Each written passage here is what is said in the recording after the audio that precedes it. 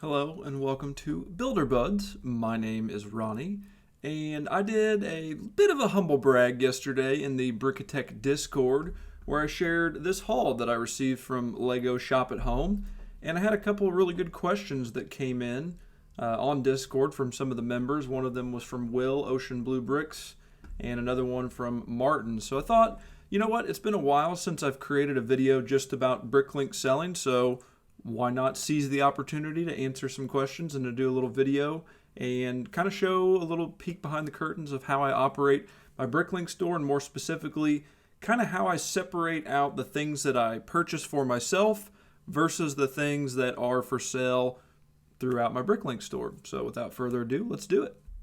All right, so the first question from Will: how do you differentiate between Lego for you and the store? Do you keep them separate to avoid the temptation of borrowing one from another? So yes, it is very tempting to have just a basement full of Lego sets. However, I've been collecting for probably 7 years now, and a couple of years ago I met the nemesis and the conflict that every Lego collector runs into, which is space. We've only got so much space in your homes, and it's like I could buy and buy and buy and build and build and build, but eventually those sets are going to have to go somewhere. And it's awesome to have them out and displayed on a shelf, but I don't want to have too many displayed, and I also don't want to go to the trouble of having to take stuff apart and having to store it away. So several years ago, I kind of made the decision that I was only going to focus in on collecting Harry Potter sets and maybe just a couple of other odds and ends. You know, like right now I'm really into the cat helmets. I love those. And really, that's about it. I don't do much Star Wars anymore. You know, like it's just Harry Potter and the cat helmets basically now at this point. So it's not super tempting to have stuff in my store. However, it is nice because I have a 5-year-old son, and if he just decides, hey, I really want to build a Minecraft set or a Mario set or whatever it is, he literally has a Lego store in his dad's basement where he can just go find something he wants to build, and we can take it out of the store, take it out of circulation so it's not for sale anymore. He can build it, we can add it to our collection, and we do all of that on Bricklink. I used to keep track of my sets on Brickset, but I've invested so much time within Bricklink, it just made more sense to just have everything in that one spot there on Bricklink. So let me show you how I kind of differentiate between the sets that I have listed for sale and the sets that are for my own personal collection. All right, so first of all, here is my current inventory on Bricklink, and the way that I differentiate between the sets and parts that I have for myself is by utilizing the stockroom function on Bricklink. So if I go to my availability, you can see I've got stockroom A, B, and C. I believe by default you only have access to one stockroom. However, you can have up to 3 different stockrooms. And so the way that I kind of use these different things, if I find that I'm missing a part, then I will put those parts into stockroom A. For example, I go to pick an order. I should have 37 dark bluish gray 1x2 bricks. There's only 5 in the drawer. I will take those 5 parts out of the main store and I will put them in the stockroom A, and that lets me know that those are missing, and maybe I'm pulling orders at some other point and I come across those, and then I can say, yay, now I know where those are, and I can shift those out of stockroom A and put them back into my inventory. Stockroom B is where I put parts whenever I'm parting out a set. So I'm actually parting out a set right now. I'm in the middle of the process. It's 333 lots. It's a ton of items. And this is a really easy way to be able to make sure that I get to consolidate all of my lots. So if I have parts within the part out that are the same that I already have in the store, this makes it so that those parts just kind of all sync together, and I don't really have to worry about that. So if I'm parting out a set, that's what I utilize stockroom B for. Now, stockroom C is where we get to Ocean Blue Brick's question, because stockroom C is the place where I add all the things that are part of my own personal collection. So let's take a peek into stockroom C. So my current practice is that whenever I get a set in and I know that I'm going to build it, in the remarks I put on display, because I know at some point it's going to be in my house somewhere on display. So that immediately clues me in that if I go to check whether or not I own a set, because I've got so many Lego sets and I just can't remember, I can go on here, I can go into this drop down and I can search for my inventory and I can say, hey, do I own Privet Drive by chance? And then that's going to show me, oh yeah, there it is, it's on display. So I know in my head, okay, that's on display, it's a used set. Maybe I've built it, maybe I haven't, it just kind of depends. Some sets, this is kind of how I used to do it. Some sets, maybe I get it in and I'm like, I don't know if I want to build it. I don't know if I want to sell it. I go ahead and put it in the stockroom. That way it's not for sale, but I go ahead and label where it is located in my store. That way I can easily go and find it on the shelf. But for the most part, as especially Harry Potter kinds of things, you can see that those are already marked as on display. Now, if by chance you do want to take advantage of the 3 different stockrooms, it doesn't cost you anything to have a seller's account on Bricklink. You just have to register for it. And then if you don't have access to the 3 stockrooms by default, you can enable them by going to My Store and then Settings. And then click on Management over here on the left side. Scroll down to Store Inventory Options. And then you want to make sure the check is next to Enable Multiple Stockrooms, A, B, and C. All right, let's do some real world examples. So I've got the Santa's Visit set right here.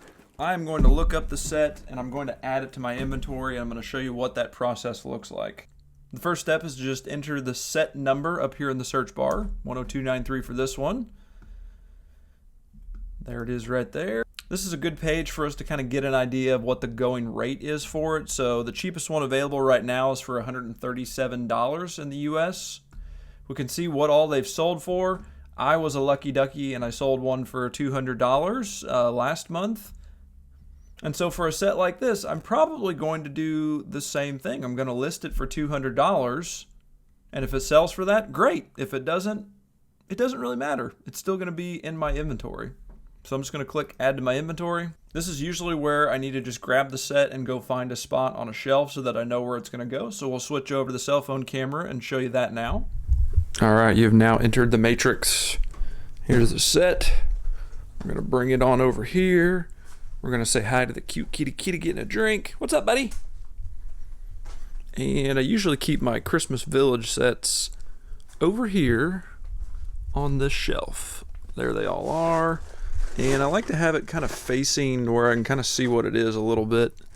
So we'll go that way with it. And that's no good because I can't see the set number. The other side of it, though, is so plain. And in fact, there's no set number on that side either. That's weird. Usually, like on one of the long sides, you'll always be able to see the set number. All right, well, that one's a bit of an outlier, but I should be able to kind of get an idea of which one that is just from that side of it. So I have labeled this one as right wood shelf number 1. So let's go back to the computer and input that. All right, and we're back. Right wood shelf 1. We have one of them. We're going to list it for $175. We're feeling spicy. A little discount there. Right here in the comments, these are public comments, so your buyers would see this. So this is a great spot. I take advantage of if there's a dent in the box or anything that I need to let them know about the package, that I would just place that there. Another thing that I also like to put in there is a lot of times people will buy smaller sets and they will pick first class shipping because of the weight of the set. The issue with that is that usually the smaller sets are around 9 or 10 ounces, so you've only got about 6 ounces to play with for shipping materials. So a lot of times if it's a smaller set, in the comments I'll say, if you're purchasing a set, highly recommend you go with priority shipping, otherwise it's probably going to be shipped in a bubble mailer. But all this other stuff is fine. If you want to put it on sale, great. It's new, it's sealed, I've got that set by default. Right here, if I wanted to add this to my personal collection, I could click the check, pick stockroom C. However, this one is going to go out into the world and be for sale, so we'll review the item. We'll add it to the inventory. And now we can see what it looks like in the store if we really want to check that out. So, new and sealed, $175. Come and get it. I think this will be an interesting one. It's the Elf Clubhouse, because I can't remember if I have any of these in my store or not, or in my personal collection, because this is one that I would also like to build, and I bought 2 of them with this current haul. So let's have a look first actually at my inventory and see if we have any 10275s. We do not, so we'll change that back to all items, click search again, There's the elf clubhouse. Now, so I've got 2 of these. One of them I want for my personal collection. One of them I want to be able to list to sell. So at some point, the objective for me is to always double my money. So I spent $100 on each one of those sets. So whenever I list this in my store, I'm going to try and double my money. I will list it at $200. And I know, looking at these prices, that it's going to be in the store for a while. It's going to be a waiting game. You know, maybe next Christmas, this set will have retired and it will be ready to go and be sold for $200. So we're going to add it in 2 different ways, and you have to do this manually, unfortunately. So we're going to go add to my inventory. We are going to add this one to wood shelf number 1, or actually write wood shelf 1, just like the other ones. We've got one of them that we're going to list for sale, and we want to get $200 out of it, so we'll go ahead and put that on there. New sealed, not a stockroom item. We'll click review and add to inventory. Now we're going to repeat the process, but we're going to change just a couple of things around. So 10275, Elf Clubhouse, add to my inventory. Now we're going to go with on display. We're going to say 1. Now whenever I catalog a set that I own that I'm going to be building myself, instead of putting the price that I want to receive, I use this kind of as like an insurance report of all of the sets that I own. So instead of putting the price that I would want to receive if I were to hang on to it and sell it, I am going to indicate how much I actually paid for it. That way, whenever you look at my inventory, I've got a complete report of all the sets that are in my completed collection. So if I were to ever, God forbid, have a house fire and I lost everything, I have an itemized list of everything, every Lego set that was here, and how much it's actually worth. So I'm going to put $100 because that's what I paid for it. I'm going to go ahead and put used and complete because it is going to be a set that I'm going to be building. And we're going to check the stockroom, and we're going to put it in stockroom number C. We'll review the item, add to my inventory, and that's done. So I do have a shelf where I put my sets that I'm going to be building, and I'll show you that now. Back in the matrix we go. Here's our elf clubhouse. Not a long trip for this one. My 2 build shelf my 2 build shelf is rapidly filling up. I might have to find somewhere else for Mr. Batmobile, or just, you know, get to building, but that's my to build shelf right now, and it is getting rather full, so I need to work on that. Back to the computer. Oh, kitty first. Kitty boy. Yep. I found another good example of another thing that I use stockroom A for. If I purchase a set, such as this one, I recently picked up 3 of these, and I'm going to part these out. So I'm going to show you what that looks like as well. It's kind of like the same process. 75317. We'll look it up here. Mandalorian and the Child. All right, so at this point, if I'm ready to part it out, I could go to part out and go through that process. However, I'm not ready to do that. I've already got a part out party that's currently in progress. So instead, I'm just going to add this to my inventory. And since I know that I am going to part it out, I can put how many quantity I've got. I'm going to put how much I paid for it. I think it was $11, maybe 11 or 12. Doesn't really matter.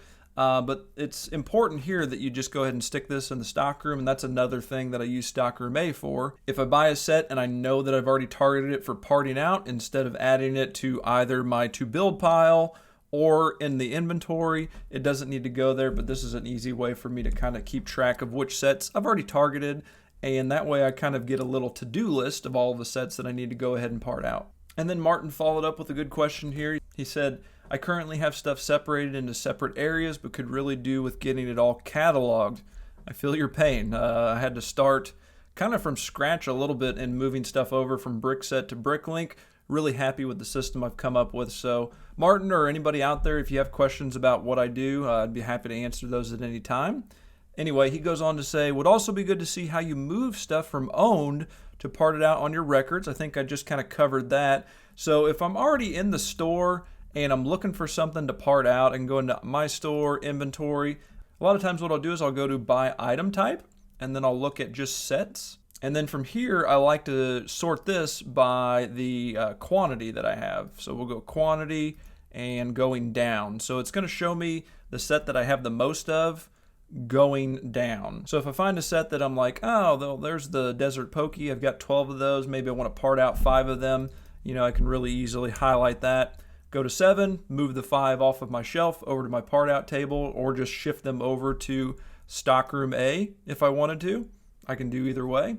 And that's kind of how that works out. He did go on to ask one more question. Do you keep a record of which sets you purchased but parted out? I don't have a separate spreadsheet that I keep. You kind of can track that within Bricklink, actually. So if you're in the My Store and Inventory page, you can scroll down here, and there's a little subheading called Parts from Sets. So if I search for this Mandalorian Brickhead, which I have parted out that previously, 75317, it's going to show me all of the parts from that set that are still currently in my inventory. And I do have it organized now by the quantity still, since we did that from the previous screen. But it's also a good way to kind of quickly see which parts from a set are selling. So like on that Desert Pokey, for example, I might come to this screen and see how well the parts are selling in order to determine whether or not it would be worth the time to go ahead and part out some more of those. Because you can see it'll tell us when that item last sold. And if we see a bunch of them that don't have any listings for when they've sold, that kind of lets you know that maybe that set is not a really good time investment for you to go in there and part it out. But I'm looking at this one, and I've only seen like two or three parts that just haven't sold at all. But this is also a good opportunity for you to kind of come in here and see, well, I got 46 of these. I haven't sold them. I've had them in my store since August of 2020. They're already on a 20% off sale, listed at 3 cents a piece. For this specific example, I'm not going to lower the cost any further. But if you did find a part that maybe the price seemed like it was kind of high, like these, for example, 14 cents a piece, last sold in July. So it's been a couple of months since I've moved some of those. Since we've got some wiggle room there, like I wouldn't hesitate marking that down to 10 cents a piece, especially since I'm getting ready to part out more and add even more of those little Brickheads eyeballs to my store inventory. But I think that's why a lot of sellers really like that 3 times part out threshold whenever you're going to identify, what kind of a set it is that you want to part out. If you're going to at least get back 3 times the value that you put into it, then hopefully A, the time that you spent, and B, the money that you spent, and C, any sales that you might have to have for any dead parts will still make it so that you come well out ahead and you're not losing money in selling Lego. I think that if I was doing this for a living, I would probably drive myself absolutely crazy just trying to go in there and crunch those numbers. But I have always used it as nothing more than a hobby business to fund my hobby.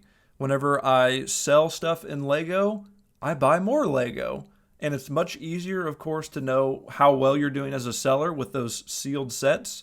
However, I think that diversifying your means and the ways that you sell stuff is always a good thing. And whenever I buy 15 Desert Pokey sets for Mario and I think, oh man, one day I'm going to be able to sell those for 2 or 3 times the value. And then someday comes and it's like, nope, I'm never going to be able to sell those. Well, I've always got the Bricklink store that I can fall back to and part out those sets. Lego Movie 2, perfect example. Those sets got clearanced out. I thought, you know what, I'm going to make 2 or 3 times whatever I pay for these. It's going to be easy peasy money.